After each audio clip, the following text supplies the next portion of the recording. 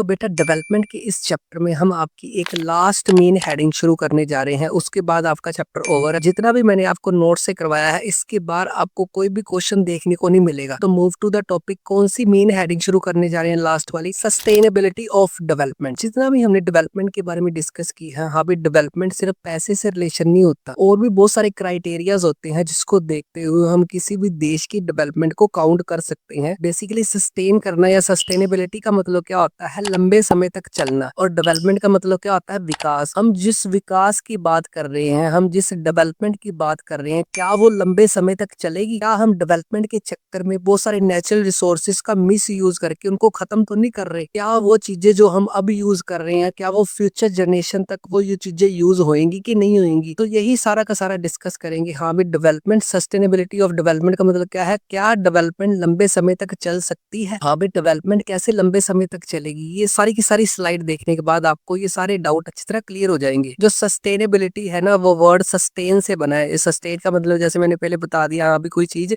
लंबे समय तक चलाना। इसके पॉइंट ऑफ व्यू से देखेंगे हम डेवलपमेंट के पॉइंट ऑफ व्यू। सबसे पहले भाई देख लेते हैं इसकी डेफिनेशन, जो आपको एग्जाम में एग्जैक्ट ही आएगी, जैसे मैं लिखवाऊंगा वैसे ही याद करनी है। डेफिनेशन क्या रहेगी, using resource wisely today so future generation can also have what they need. इसमें एक बात आपने नोट रखनी है, without harming the natural resources and environment. इसको समझो भाई, डेवलपमेंट का मतलब ये नहीं होता हाँ भी हमने चीज का यूज, किसी भी रिसोर्स का यूज एक बार कर लिया वो फ्यूचर जनरेशन के लिए बचे ही ना। फॉर एग्जांपल पेट्रोल की बात ले लो, हाँ भी हम अगर अपनी डेवलपमेंट, अभी की डेवलपमेंट करने के लिए बहुत सारा पेट्रोल निकाल रहे हैं और धीरे धीरे हो सकता है पेट्रोल खत्म हो जाए आने वाले समय में, तो वो कौन सी डेवलपमेंट है? ये कैसी सस्टेनेबिलिटी है डेवलपमेंट की? डेवलपमेंट तो तभी मानी जाएगी ना तो सारी की सारी हमारी जनरेशन उस चीज को यूज करे, उस चीज का फायदा उठाए। पर हम क्या कर रहे हैं, नेचुरल रिसोर्सेज को मिस यूज कर रहे हैं यहाँ पर। तो यही आपकी मेन हेडिंग है, क्या डेवलपमेंट सस्टेन है, क्या डेवलपमेंट ज्यादा लंबे समय तक चल सकती है, क्या हम रिसोर्सेज का इतना ज्यादा मिस यूज तो नहीं कर रहे? इसमें ना एक क्वेश्चन बनता होता है इसी से रिलेटेड। डेफिनेशन एग्जाम में आपने याद रखनी है, वाइजली यूज करना, समझदारी से यूज करना, ताकि फ्यूचर जनरेशन भी उस चीज को यूज कर सके विदाउट हार्मिंग नेचुरल रिसोर्स। हमने हार्म नहीं पहुंचाने। अभी अगर सड़कें बनानी है तो सारे पेड़ ही काट दो, वो डेवलपमेंट कैसी होती है? पेड़ तो क्या करते हैं, कार्बन डाइऑक्साइड को ऑब्जॉर्व करके क्या करते हैं, ऑक्सीजन प्रोड्यूस करते हैं। अगर पेड़ों को ही काट दोगे तो एक बार तो डेवलपमेंट हो जाएगी सड़क बना, बाद में जो पोल्यूशन होगा तो उसका क्या करेंगे हम लोग? वो तो डिस्ट्रॉय हो गया बल्कि डेवलपमेंट के। अब मेरा आपसे एक सवाल है, उसका आंसर आपने मेरे को कमेंट बॉक्स में देना है। Is development sustainable? क्या डेवलपमेंट है वो सस्टेनेबल है? दो एग्जांपल पहले समझ लो, फिर मेरे को बताना कि कमेंट बॉक्स में हाँ ये लंबे समय तक चल सकती हैं सर कि नहीं चल सकती। पहले एग्जांपल हमारे ना ग्राउंड वाटर से आपकी टेक्स्ट बुक्स में दिया गया। कंसेप्ट कराने से पहले मैं आपको थोड़ा सा बेस बता देता हूँ। पहले क्या माना जाता था, हाँ भी अगर पहले समय में, आज से 70 साल पहले लगा लो, लोग हाथ से पानी निकाल लेते थे। मतलब पानी का लेवल इतना ज्यादा ऊपर था, लोग क्या करते थे, ऊपर से खड्डा करके हाथ से पानी निकाल सकते हैं।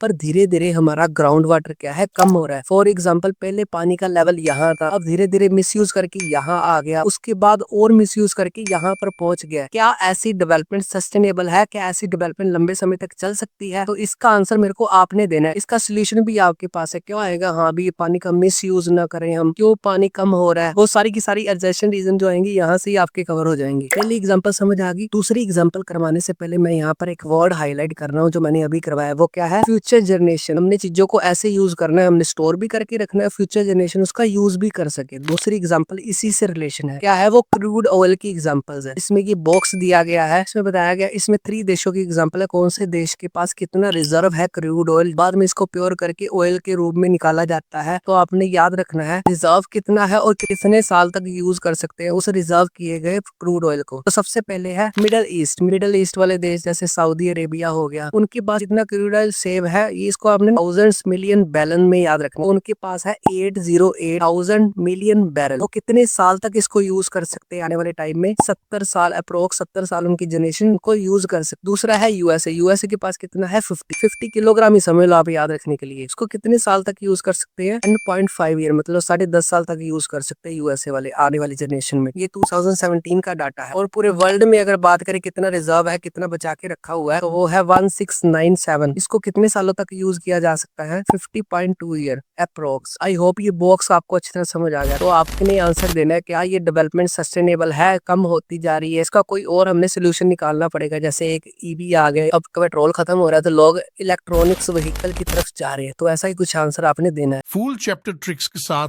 देखने के लिए डिस्क्रिप्शन बॉक्स में लिंक पे क्लिक करें